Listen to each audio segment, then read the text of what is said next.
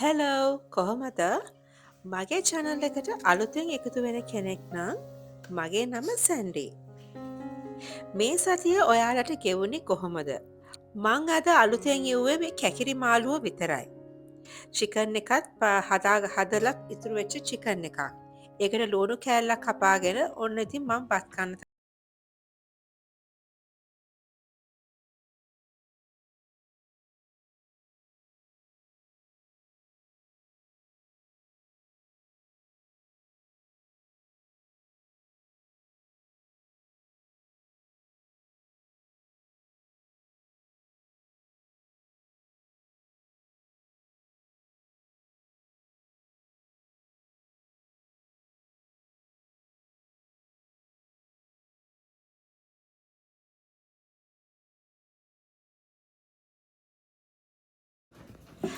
අද රෑට දෝස එකක් හදන්න තමයි මේ ලැස්සි වෙන්නේ.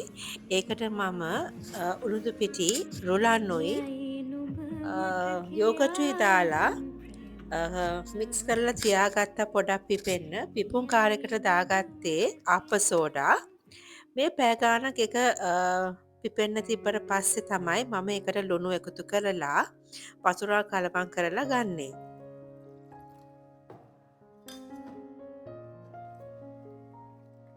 මම ආසයි තෝස එකට රුලං එකතු කරගන්න. ඊට පස්සේ මම මිංචි සම්බෝලයක් හදාගන්න තමයි මේ ලෑසි වෙන්නේ. ෆ්‍රිච් එකේ මිංචි කොළ වගේයක් තිබ්බා ඒක ඒ ටික හොඳට සුද්ධ කරගන්නවා. මංගාව කොත්තමලි කොළ ටිකකුත් තිබ්බා ඒ ටිකත් මට හිතුණා සම්බෝලට එකතු කරගත්තොත් රස චුට්ටක් වැඩි වෙයි කියලා.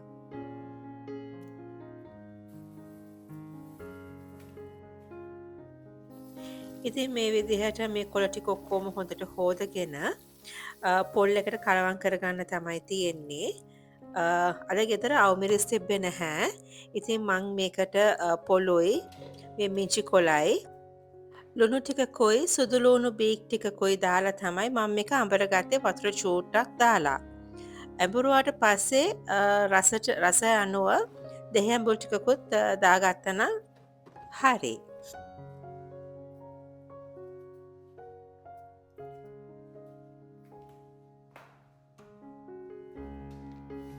අවමිරිස් ගෙදර තිබ්බේ නැති හින්දා මම කෑරි මිරිස් ටිකකුත් මේකට එකතු කර ගත්තා.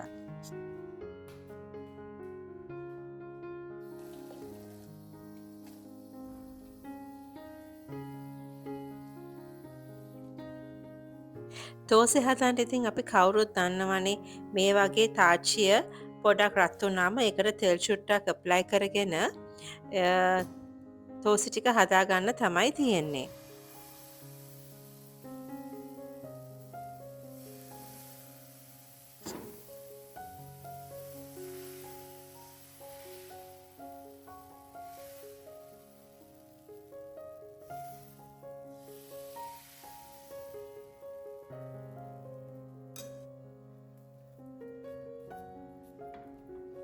මේ විදිහට හොඳට දෙපැත්ත පුච්චගෙන සම්බෝලෙත් එක විතරයි අද මම රෑකෑමට හදාගත්තේ.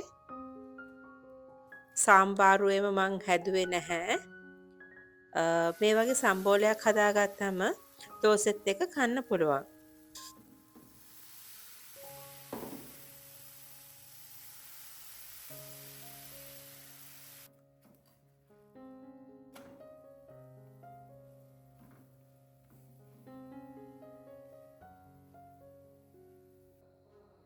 මේ තියෙන සම්බෝල උනම සුදුලුණු ටිකත් එකතු කරගන්නවා. දැන් ඉතින් තියෙන්නේ මේක බ්ලෙන්ඩ් කරගන්න. මේ බ්ලෙන්ඩ් කරගත්තට පස්සේ මම මේකට දෙහි ඇඹුල් ටිකකුත් එකතු කරගත්තා. මේ තියෙන්නේ මගේ තෝසෙ එක. මේ දෙක තමයි ඉතින් අද රාත්‍රියට කන්න ගත්තේ. මේ පව්වෙනිදා මට පොඩිපොඩි වැඩ වගේකුත් තිබ්බා. ඒ වගේම මට මීගමට යන්න තිබ්බ මගේ යාළුවව පික් කරගන්න. दीवाना है तेरा चलती है तुझसे सारी चकोरियां काजल की स्याही से लिखी कितनों की लव स्टोरिया केसरिया तेरा इश्क है पिया මම ඉස්සල්ලාම යන්නේ හෝප් කියන ශොප් එකට. හෝප් කියලා ඔයගොල්ලෝ සර්ච් කරොත් Instagram, Facebook එකේ තියෙනවා.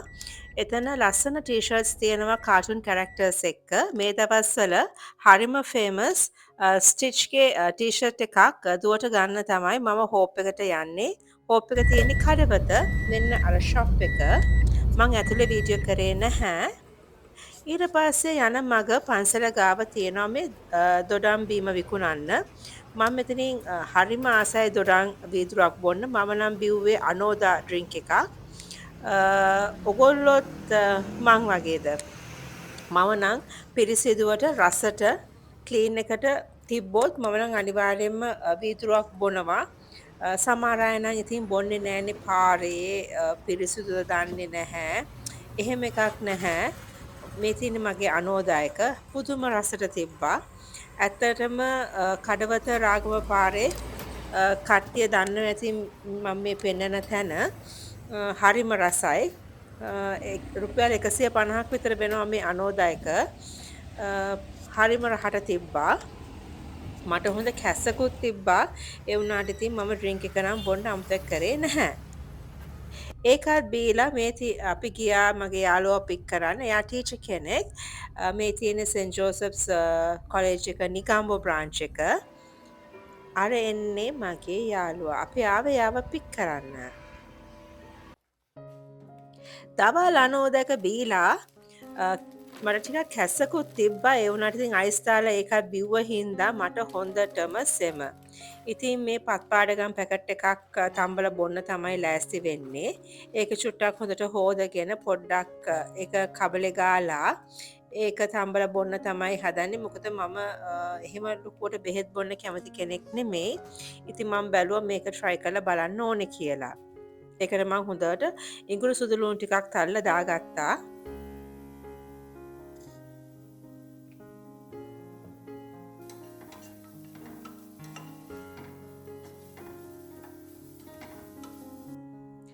රෑට කන්න මම හිතුවා කෝනිස්සෝ තෙල් දාලා පාන් එක කන්න ඕනේ කියලා.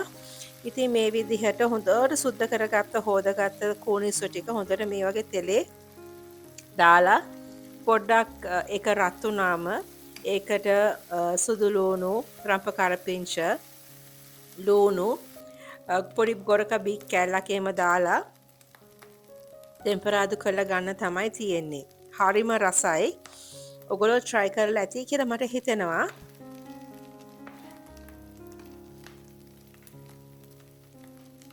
මේකට ලුණු දානකොට ටිකක් පරිස්සමෙන් ලුණු දාන්න. මොකද කෝනිසන් ගෙන්නොත් ලුණු තියෙන හින්දා ලුණු වැඩි වෙන්න පුළුවන්.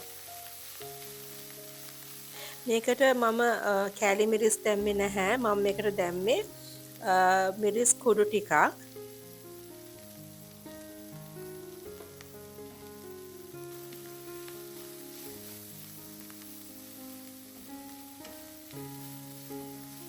සමහර දවස්වලට රෑට කන්න හොයන්න ගියාම හරීම කරදරයි.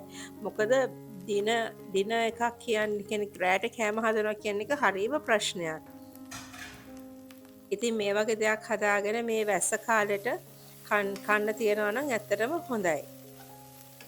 ඉතින් මගේ කෝනිස්සෝ එකත් හරි මගේ යහපැත්ත ලිපේ මගේ කොත්තමල්ලි එකත් හැම්බෙනවා.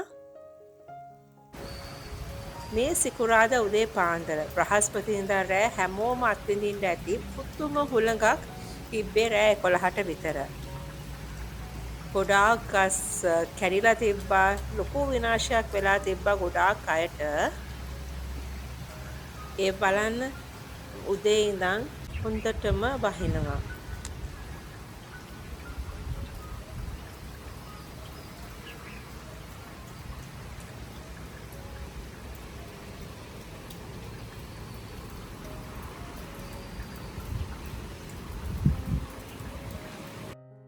ඉතින් අද වැස්ස හින්දා මං හිතුවා ගෝවා ටිකක් කිරට උයනවා කියලා. මොකද හැමතිස්සෙම අපි ගෝවා තෙල් දානවනේ. ඉතින් මම ගෝවා ටික හොඳට කපලා ඒකට රම්ප කරපිංච ලුණු සුදු ලුණු දාලා කහයි ගම්බිරිස් කුඩුයි අබු කුඩු ටිකකුත් දාලා මිටි පොල් කිරි ටිකක් දාලම ලුණු ටිකකුත් දාලා මේක උයා ගත්තා.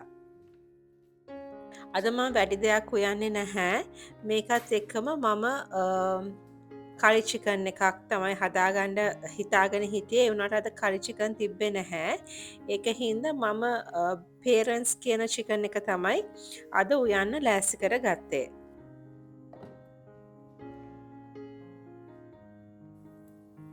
ඔන්න ඉතින් මට අමතක වෙලා මේකේ පියන වහලා කිරි එක උතුරන්නත් ගත්තා. හොඳ වෙලාවට මං ඒ වෙලාවේ දැක්කේ නැත්නම් ඉතින් ඔක්කොම කිරි ටික ඉතිරිලා යනවා. ඔන්න ඉතින් දැන් ඒකත් හරි. දැන් මම මේ චිකන් එක හදාගන්න මම ඒකට මැරිනේට් වෙන්න විනාකිරි සියඹලා තමයි පාවිච්චි කරේ. මොකද මේකට මං ගොරක දාන්නේ නැහැ. ගොරක දැම්මොත් මේ මස් එක තවත් හයි වෙනවා. මේ මස බ්‍රොයිලර්ස් එක වගේ නෙමෙයි ටිකක් හයියයි. ඒක හින්දා මම මේකට සියඹලයි විනාකිරි ලුණුයි දාලා මේ විදියට හොඳට අතගා ගන්නවා. ඊට පස්සේ තෙල් ටිකක් ලිපේ තියලා සාමාන්‍ය විදියට හැමදාම හදන විදියට සූදුරුයි අබයි තෙලට දාලා එක පුපුරනකොට ඉඟුරු සුදුලූණු රම්ප කරපිංච ලූණු එහෙම දාලා හොඳට මේක තෙම්පරාදු වුණාම ඒකටම තෙලටම මිරිස් කුඩු දාලා ඊට පස්සේ මස් ටික කරවම් කරන්න තමයි තියෙන්නේ.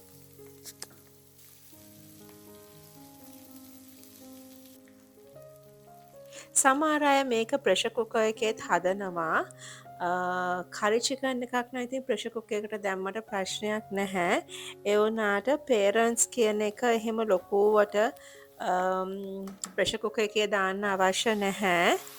මොකද අපි මේකට සියඹලා එහෙම දාලා හදන හින්දා මේක ටිකක් ඉක්මනට තැම්බෙනවා. එහෙමත් නැත්නම් ඔයගලන්ට පුළුවන් හෙට හදනවා නම් අද සියඹලා ඉස්ම ටිකකුයි විනාකිරි දාලා අත ගාලා ෆ්‍රිජ් එකේ තියලා පව්වෙනිදට උයන්න.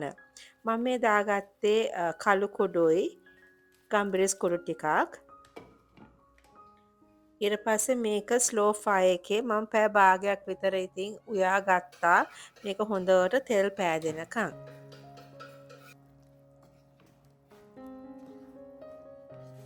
දැන් නම් මගේ චිකන් එක හොඳට ඉදිලා තියෙන්නේ. ඉතින් මම පොල් කිරි ටිකකුත් මේකට එකතු කරගත්තා. පොල් කිරි කන්න අකමැති කට්ටිය ඉන්නවා නම් මේකට පොල් කිරි නොදා ඉන්න පුළුවන්. මම මේකට පපඩමකුත් බැදගත්තා. මේ තියෙන්නේ මගේ බත් එක. ඊයේ රෑ ඉතුරු වෙච්ච කෝණි සම්බෝලෙයි ගෝවා එකයි චිකනුයි පපඩනුයි තමයි අද බත් එක. ඉතින් ඔහොම තමයි මගේ සතිය ගෙවුනේ. මම ඉතින් දවස ගානේ වීඩියෝ කරේ නැහැ. ඉතින් ඔයගලන්ට නැත්තම් මගේ සතිය බලලා ඔයගලන්ටත් බෝරින් වෙනවා. ඉතින් මම හිතුණා මේ වගේ වීඩියෝ එකක් ගේන්න ඕනේ කියලා. ඉතින් එහෙනම් එන සතිය හම්බ වෙමු.